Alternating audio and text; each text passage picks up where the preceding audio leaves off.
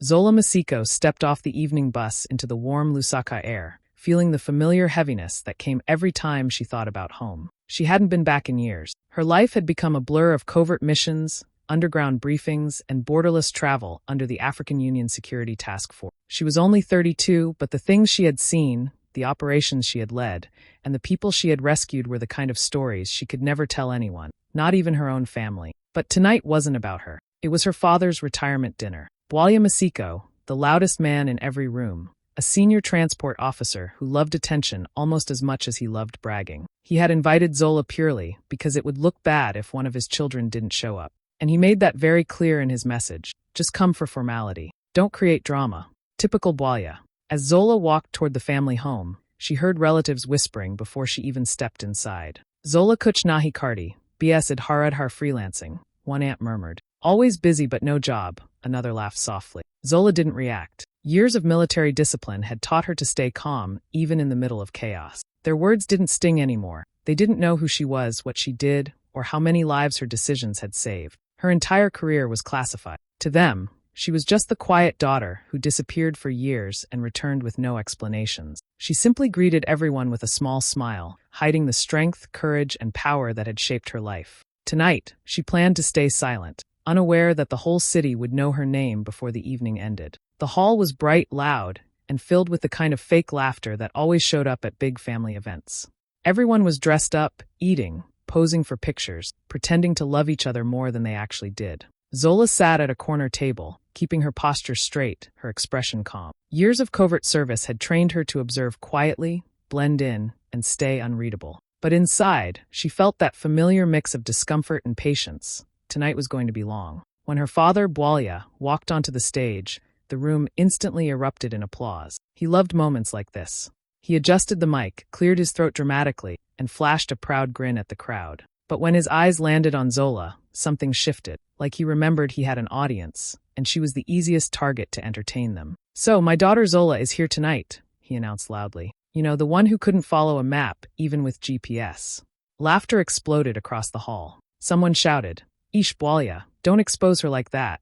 Another guest added, "Maybe that's why she's always busy doing nothing." More laughter, more clapping, more eyes turning to look at her like she was some kind of joke. Zola didn't flinch. She just sat there, hands folded, face steady. Not even a blink of irritation. Her siblings, sitting at another table, exchanged smirks, especially the eldest brother who always enjoyed watching her get humiliated. They had spent years treating her like the odd one, the one who didn't have a glamorous job, flashy car, or a big mouth to show off. Bwalya continued, warming up like a comedian who finally found his punchline. "She says she's always traveling for work," he said, rolling his eye. "Work? What work? Maybe she's just chasing free food across borders." The guests burst out laughing again, louder this time. Zola's mother, Lindai, looked down at her lap, twisting her fingers nervously. She wanted to defend her daughter. Anyone could see that in her eyes, but she knew Bwalya. He didn't like being corrected, especially not in public. So she just sat there, helpless, silently wishing the jokes would stop. But Bwalya was enjoying himself too much. "You know, maybe after tonight she'll finally tell us what she actually does," he said dramatically. "Or maybe not. Maybe it's just another mystery." More laughter. More whispers. Zola took a slow breath. This wasn't new. She had heard these jokes her whole life. To her family, she was the quiet one who never bragged, never explained, and never fought back. But what they didn't know was that the same discipline that stopped her from reacting also came from leading operations where one wrong move could end lives. She kept her eyes steady on her father, not with anger, but with something calmer, like a soldier watching a storm she had already survived many times. And while the whole room laughed at her, none of them had the faintest idea that the most powerful man in the building hadn't even arrived yet, and that the night was about to flip completely. The hall was still buzzing with laughter from Bwalya's jokes when suddenly, everything stopped. It was like someone pressed a mute button. Chairs froze. Conversations died mid-sentence. Forks hovered in the air. Everyone turned toward the entrance. A line of high-ranking officials walked in, dressed in crisp uniforms, medals shining under the lights, expressions serious. And leading them was the one man every African security officer respected, General Saifo Dlamini, commander of the African Union Task Force. A legend, a man whose presence alone could silence a stadium. Even people who had never met him recognized him instantly from news broadcasts and security briefing. Seeing him at a simple retirement dinner felt unreal, confusing, almost intimidating. Gasps spread across the room like ripples on water. "What is he doing here?" someone whispered. Did something happen? Is this a security emergency? Bwalya's chest puffed up with pride instantly. He looked like a man who had just won the lottery. His retirement dinner had just turned into national news, or at least that's what he believed. He rushed forward so fast he nearly tripped over a chair. General Dlamini, he shouted, adjusting his shirt, trying to hide how desperately excited he was. Welcome, sir.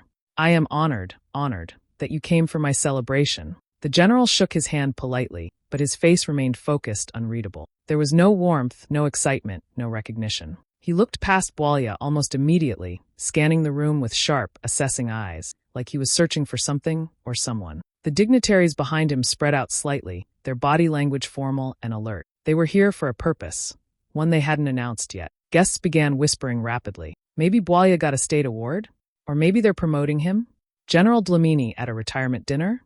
This must be something huge. Bwalya, convinced the attention was all his, tried to guide the general toward the stage. Please, sir, come sit at the head table, he said loudly so everyone could hear. It's an honor to have such a respected leader here to celebrate my career. The general didn't move. His eyes continued scanning the crowd, searching. Then for a brief moment, his gaze landed on Zola. He paused.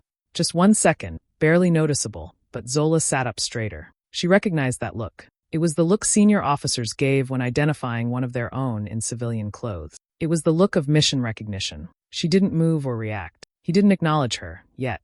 But something had shifted. Bwalya, completely unaware, kept talking proudly. If you need anything, General, please tell me. This event is in my honor, after all. The general simply nodded politely again, but his eyes kept drifting back toward Zola's table, quietly, subtly, with purpose. People in the room felt the tension building, but had no idea why. No one knew the real reason the AU Task Force commander had walked into this hall. No one knew their entire understanding of Zola, and her father, was moments away from collapsing in front of them. General Dlamini's gaze swept the room one last time, slowly, sharply, before his eyes locked onto Zola again. This time, he didn't look away. His expression changed, tightening with surprise and respect. Then he froze. The dignitaries behind him noticed instantly. They straightened. The atmosphere shifted from formal to alert, like something important had just clicked into place. Without warning, the general stepped forward. His heavy boots echoed across the hall with each step. Guests moved aside instinctively, unsure what was happening but feeling the weight of the moment. Even the band stopped playing, instruments held midair. The room held its breath. In front of Zola's table, the general stopped, standing tall, shoulders squared, eyes focused entirely on her. And then he did something no one expected. He saluted. A full, crisp military salute. The entire hall gasped in one loud wave of shock. For a moment, it felt like time froze. Who was he saluting? Zola? Zola? The same Zola whose own father called her useless? The Zola relatives mocked for doing nothing? People stared so hard it felt like their eyes might fall out. Zola remained seated, calm but visibly surprised. She stood slowly, returning the salute with measured precision, clean, perfect, and unmistakably professional. Whispers exploded around the hall. Wait, what? The general saluted her? Is she someone important? Commander? He didn't say commander, did he? Bwalya, standing near the stage, froze in place. His bragging smile collapsed instantly. He stared at the scene with his mouth slightly open, completely confused. Just minutes ago he had mocked her. Now the most powerful security commander in the region was saluting her like she outranked half the room. General Dlamini's voice cut through the silence. Commander Masiko, he said clearly, respectfully, so everyone could hear. We didn't expect to find you here. The hall went dead silent again. Someone dropped a fork. Someone else whispered, Commander? She's a commander? A group of officers in the crowd stood straighter automatically, out of reflex. Zola didn't answer right away. She simply nodded, her expression composed. But anyone watching closely could see the flicker of discomfort in her eyes. She hadn't wanted her identity revealed like this. Not here. Not in front of these people. Bwalya took a slow, shaky step forward. My daughter? He blurted, voice trembling. Commander? No, General. There must be some mistake. The general didn't even look at him. He kept his eyes on Zola, his tone steady and respectful. We're here for you, he continued. Your presence was noted in Lusaka, and protocol required that we acknowledge your service. A ripple of shock raced through the crowd. The woman they laughed at. The woman her father mocked on stage. The woman they whispered about behind her back. Commander. AU Task Force Commander. Zola felt dozens of eyes burning into her. Some in awe, some in disbelief, many in guilt. And as she stood there, returning the general's salute, her father's smile faded completely, replaced by a cold, heavy realization. In that moment, he finally understood he had never known his daughter at all. The air in the hall felt thick, like everyone was waiting for someone to explain what they had just witnessed. Zola stood still, her face calm, but her eyes sharp and alert. General Dlamini lowered his salute and looked around the room slowly, as if judging every single person present. Then he asked loudly and clearly, his voice echoing across the hall, "Is it true your family doesn't know who you are?" A wave of whispers exploded instantly. What does he mean? She's really a commander? Commander of what? Military? Intelligence? Some guests leaned forward, others held their breath. This wasn't a joke. This wasn't a misunderstanding. This was something big. Bwalya forced out an awkward laugh, hoping to regain control. "General, please," he said loudly, waving his hand as if shooing away the truth. "My daughter? A commander? Never. She can't even organize her room." People chuckled nervously, unsure whose side to take. But the general's stern expression didn't move an inch. He wasn't amused. He wasn't confused. He wasn't joking. Instead, he lifted one hand and gave a small signal to the officers behind him. 2 AU task force officers stepped forward, serious, authoritative, dressed in uniforms full of badges the guests didn't even recognize. One carried a thick black case. The other held a locked folder stamped with a giant red classified seal. The officers approached Zola's table and placed the folder gently in front of her, as if it were a sacred document. Then they stepped back, standing tall and silent. A ripple of fear moved through the crowd. "What is that? Is this real? Classified? At a retirement dinner?" General Dlamini turned toward the audience. "For those wondering," he said in a commanding voice, "this dossier contains Commander Zola Masiko's missions, commendations, medals, and clearances." Gasps shot through the room. Clearances? Missions? She was in the field? The general nodded at one of his officers. He opened the folder. A photo slid out. Zola in full tactical gear, face half covered, standing with a team in what looked like a war zone. Another page revealed a medal citation with her name stamped in gold. Distinguished Service Medal, Classified Operation, Somalia. Another page listed her leadership role in a covert rescue mission. Another one covered her intelligence work tracking terror cells. Another showed her commendation for decoding an operation that saved diplomats in Mali. Every page made the room quieter. No one looked at Bwalya anymore. They stared at Zola like they were seeing her for the first time. Her siblings looked stunned, mouths open, eyes wide, faces pale. Her relatives looked like the ground had just shifted under their feet. Her mother covered her mouth with both hands, tears welling up. The whispers died. The laughter died. Every single person went silent, completely, utterly silent, because the truth hit them all at once. The woman they mocked, the woman they dismissed, the woman they laughed at just minutes ago, was a national hero. Zola looked at the open dossier, then lifted her eyes calmly. And in that crushing silence, Bwalya finally felt the weight of his own words collapsing onto him. His daughter wasn't a joke. She was something far greater than he had ever imagined, and the entire room knew it now. The room faded from Zola's mind, and for a moment, she felt herself slipping backward, into the life no one in this hall had ever seen. A life built far from Lusaka, far from family gossip, far from the father who never believed in her. Her memories unfolded like scenes from a movie. She was 19 again, standing on a dusty training ground in Ethiopia. The sun was brutal, her uniform drenched in sweat, her arms shaking as she held her weapon steady. The instructors shouted commands in sharp bursts.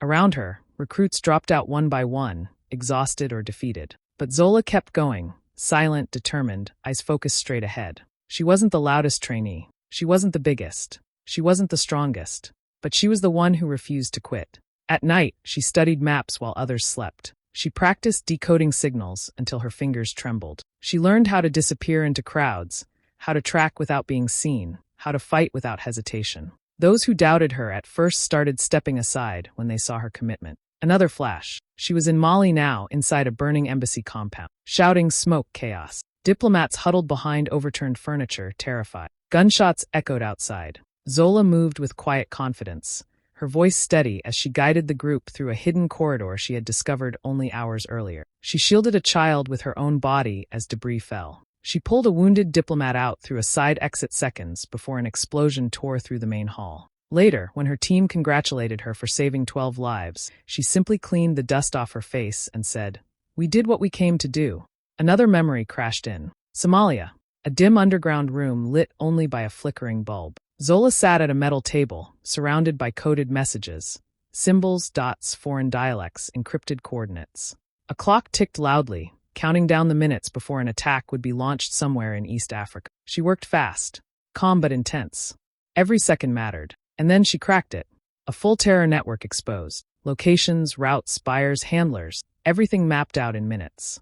Her discovery prevented a major attack and saved hundreds of lives. Her team cheered. Her superiors awarded her a medal. But she didn't call home. She didn't tell her family. There was no one waiting to celebrate with her. Another flash, this one colder. She was standing in her father's living room years ago, holding the acceptance letter that changed her life. She was shaking with excitement, ready to tell him she'd been chosen for a specialized training program. But Bwalya didn't even let her finish. A useless path, he scoffed. No money, no future. You will embarrass this family. They argued, loud, bitter, painful. Finally, he pointed at the door. Leave if you want that life. But don't come back crying. She left. She didn't cry. She never came back. Not for holidays. Not for birthdays. Not for moments when she desperately needed a father's support. Instead, she built herself from the ground up, alone. The flashbacks faded, and the hall came back into focus. The dossier lay open on the table. The crowd stared at her, stunned. And Zola stood there, calm and strong, knowing she had survived everything, even her own father's disbelief, to become the woman they were finally seeing today. A commander. A protector. A survivor. The silence in the hall felt heavier than anything Zola had carried on her missions. Dozens of eyes kept jumping between her and Bwalya, waiting to see what would happen next. The truth was already out, laid bare on the table in the form of medals and classified documents. But Bwalya wasn't ready to surrender his pride, not even after that. He stepped forward, puffing his chest again, trying to act like he still had control of the room. I supported her, he announced loudly, forcing a shaky laugh. I raised her to be strong, disciplined. This is all because of me. The lie hung in the air, awkward and obvious. Some guests looked away. Some exchanged uncomfortable glances. A few even frowned. Everyone had heard his jokes earlier. Everyone had watched him humiliate her. Everyone had seen how proudly he mocked her just 20 minutes ago. Zola blinked slowly, almost sadly. She had survived ambushes, bomb threats, and missions where she didn't know if she'd make it back alive. Yet this moment, standing in front of her father, hearing him claim credit for a life he never supported, cut in a different way. Finally, she spoke. Her voice was calm, her tone steady, but every word hit like a blade. You mocked me for years. The room stiffened. You told people I was lazy, that I was a failure, that I had no future. A murmur spread through the crowd. They remembered. They had laughed with him, repeated his comments, joined the mockery.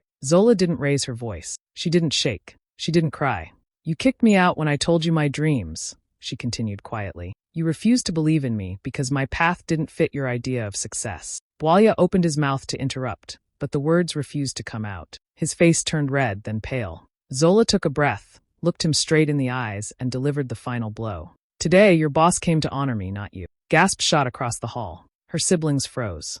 Her relatives stared. Her mother closed her eyes, pain and pride mixing across her face. And Bwalya, he looked like the floor had dropped beneath him. All the attention he craved, all the applause he wanted, all the respect he thought tonight would bring, it was gone. Completely gone. The crowd wasn't looking at him anymore. They weren't impressed by his stories, his jokes, or his title. They were looking at Zola, the daughter he belittled, the woman he dismissed, the commander he never knew he had raised. Around the room, guests began whispering again, but this time, every whisper cut against Bwalya. She's the real hero. I can't believe he treated her like that.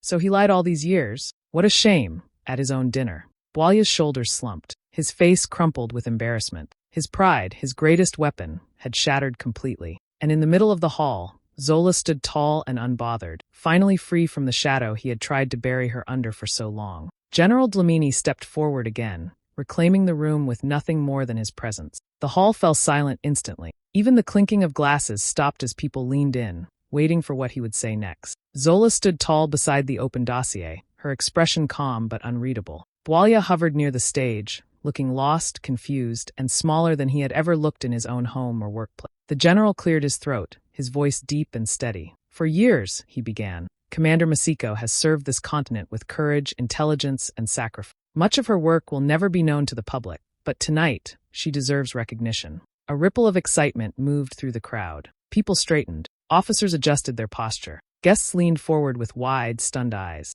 General Dlamini continued, his tone full of pride. It is my honor to announce that, effective immediately, Commander Zola Masiko is now the Director of Counterintelligence for the entire East African Division. The words hit the room like a shockwave. Some people gasped loudly. Others covered their mouths. Zola's siblings stared like statues. Director? The entire East African Division?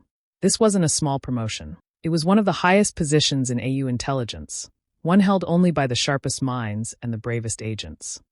For a moment, the hall was frozen in disbelief. Then, almost in unison, people stood up. First a few, then more. Then the entire room rose to their feet. A standing ovation thundered through the hall, erupting with applause that felt like it shook the walls. People clapped like they were witnessing history, because they were. They had come for a retirement dinner, but instead, they had seen a legend rise in front of them. Some guests even teared up, overwhelmed by the contrast between the woman they misjudged and the hero she truly was. Zola didn't smile widely. She simply nodded respectfully, accepting the applause with quiet grace. The same calm discipline she carried on covert missions carried her through this moment too. All while, in the middle of the noise, one person was completely still. Bwalya. He slowly sank into a chair like someone had drained the life out of him. His hands trembled slightly as the truth settled onto his shoulders, heavy, cold, and undeniable. His daughter, the one he mocked, the one he dismissed, the one he forced out of the house, was now one of the most powerful intelligence leaders in East Africa. And he had never known who she was. Not her achievements, not her battles, not her sacrifices. He had been so busy judging her that he never even tried to understand her. As the applause echoed through the hall, Bwalya stared at Zola with a broken expression, one filled with regret, shock, and the painful realization that he had lost the right to be proud of her. And Zola, standing tall while the room honored her, finally looked like she belonged, not to him, not to his expectations, but to her own destiny. Zola walked toward her father after the ceremony, not with anger, not with pride, but with a calm strength that made everyone step aside. The hall was still buzzing from the applause, the cameras, the shock of her new promotion. But in that small corner where they stood, everything felt quiet, like time had slowed down just for them. Bwalya tried to smile when he saw her coming, but the expression didn't reach his eyes. For the first time in his life, he looked unsure, nervous, like a man who had finally realized the truth but far too late to fix it. Zola stopped in front of him. She didn't fold her arms. She didn't raise her voice. She spoke softly, and somehow that made every word hit even harder. "Respect is earned," she said, looking directly into his eyes. "Not demanded." Bwalya blinked, swallowing hard, but she didn't stop. "You taught me that," she added, "not by guiding me, but by never giving it." Her voice carried no hatred, only honesty. And that honesty cut deeper than anger ever could. He looked down, his hands shaking, because in that moment he understood exactly what he had destroyed. A relationship, a bond, a chance to know the woman his daughter had become. Zola continued, her tone calm but unbreakable. "I worked for everything you said I couldn't do. I succeeded in the places you said I would fail. And today, your own boss stood up to honor me, while you spent years trying to make me feel small." He opened his mouth to speak, but no words came out. There was nothing he could defend, no story he could twist, no blame he could throw. Zola looked at him with a soft, tired sadness. Not anger, not revenge, just the kind of disappointment that leaves a permanent mark. "Thank you for teaching me what not to accept," she said. "What not to become." She turned slightly, then added quietly, "And thank you, Mama, for everything you did, even when nobody saw it." Her mother, who had been standing a few steps behind, wiped her eyes. She reached out and held Zola's hand, a small gesture, but full of pride and relief. For years she watched her daughter fight alone. Today she finally saw her win. Then the moment broke. Outside, military vehicles were already lined up, engines humming, officers standing straight as they waited for their commander. Guests parted like a path had opened just for her. People whispered, some with awe, some with guilt, many with respect. Zola didn't look back at her father again. She walked out of the hall with a calm confidence, her uniform catching the lights, her mother beside her, soldiers saluting as she passed. And Bwalya, he sat alone at the table that was supposed to celebrate him, realizing the truth. He had spent years mocking the daughter, who had become someone the entire nation now honored. And the worst part, she didn't need his approval anymore. She never had. Bwalya returned home the next day, hoping to find some normalcy after the chaos of the dinner. But his phone wouldn't stop buzzing. Messages flooded in. Articles. Social media posts. Interviews. Everywhere he looked, Zola's name was shining, praised, celebrated, and shared like a story everyone needed to hear. His coworkers, the same ones who had nodded along with his jokes about Zola for years, now stared at him with disbelief and thinly veiled amusement. "That's your daughter?" one of them asked, smirking. "The one you laughed at all those years?" Another shook his head. "Man, you really didn't know, did you?"